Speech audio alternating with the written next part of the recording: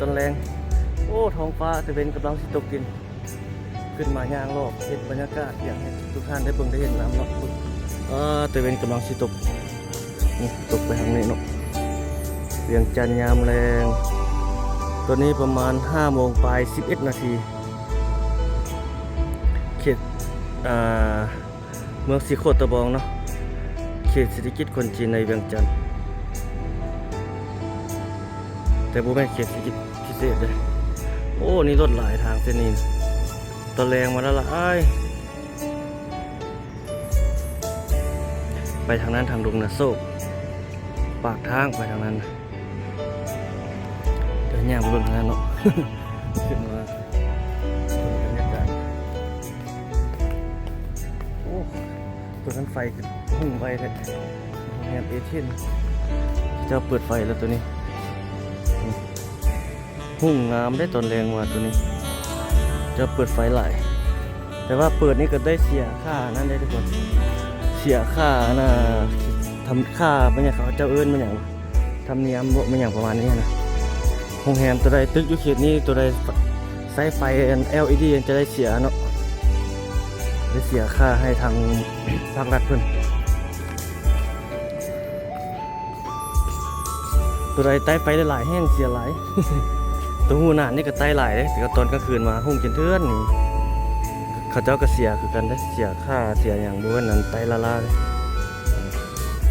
ตึกตัวนั้นประมาณนั้นเลยอยู่ทางนี้นี่กำลังขึ้นยามแรง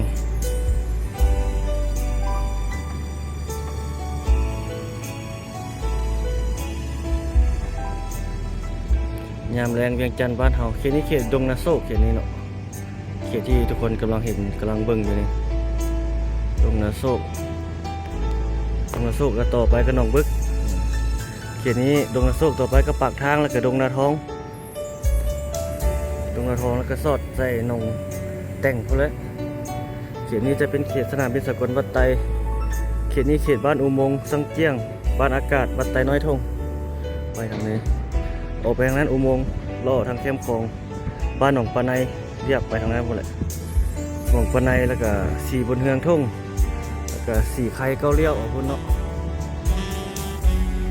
ทางนี้เขตนี้เขตบ้านนาคำอย่าเอาไปเบื้องส้นเบื้องนั้นบ่ดิ บรรยากาศในยามแรงทุกคนโอ้ตะเวนกำลังตกดินไปส้นเบื้องนั้น โอ้บรรยากาศในยามแรง5 โมงแรง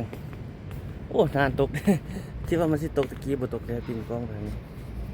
นี่ยังอยู่หันยังเวทน้อยเดียวมุมกล้องยังจันในยามแรงไปเบื้องทางส้นเบื้องนั้นบ่ดิส้นเบื้องถนนนั้นอาเซียนจันโอ้สิจามคันดัง จามแท้ขอโทษหลายๆทุกคนมันตัวนี้กับเจ้าก็เริ่มเห็ดเลี้ยวหลายแล้วนี่ตัวนี้ก็จีไตไฟ LED คือกันให้ตัวนี้เจ้าเริ่มไตเจกันเลยไตอยู่เจกันละใกล้เลี้ยวแล้วนี่ก็ได้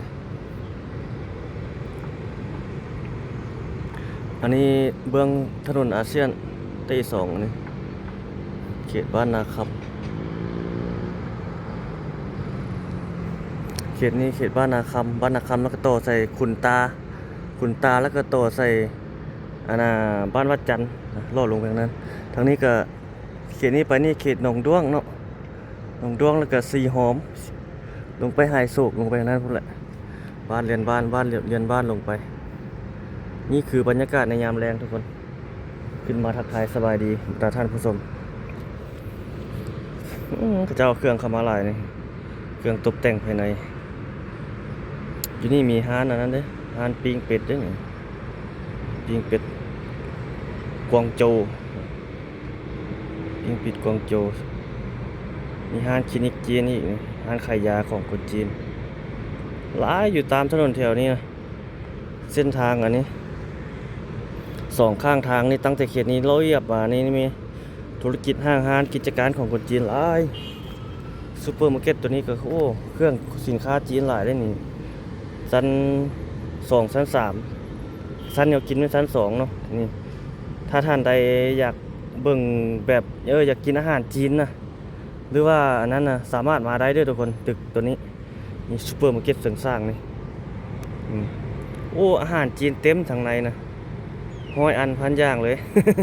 บุเสื้อลองมาสัมผัสได้ทุกคนเนาะมันมีสี่แยกอยู่ฮะสี่แยกอันน่ะบอนนั้นเขาจะเอิ้นเป็นอย่างก็ดีมากว่ะตัวนั้นก็มีของไทยเป็นส่วนหลายแต่มาสุกอยู่เขตสังเกียงนี่มีตัวนี้หลายกันหมู่ซาวอันน่ะเข้าเบิ่งนะอยู่เขตนั้นก็บ่หลายเนาะแต่ซุปเปอร์มาร์เก็ตตัวนี้นี่โอ้เครื่องกินหลายทุกคนมามาเบิ่งได้ชั้น2แม่นขายแนวกินเนาะจนยาวไปฮอดพุ่นส่วนนั้นสุดพุ่นชั้น1จอดรถชั้น2มันเต็มชั้น3ก็ขายเครื่องใช้ไฟฟ้ามันอย่างประมาณนี้แหละหลายอย่างอยู่เนาะมาเบิ่งมานั่นได้ทุกคนเลยหลายเลยอันนี้เขาขึ้นมาโรงแรมเขาเจ้านี่เราอยู่ชั้นด่านฟ้านี่หลายได้เครื่องของอยู่ของกินไหนนี่มาเบิ่งมาเลาะมาจับมาใจผู้ใดอยากสินค้าแบบแบบอยากลองอันน่ะอาหารจีนบ่ไม่อย่างประมาณนี้นะสามารถมาได้อยู่ถนนอาเซียนเนาะ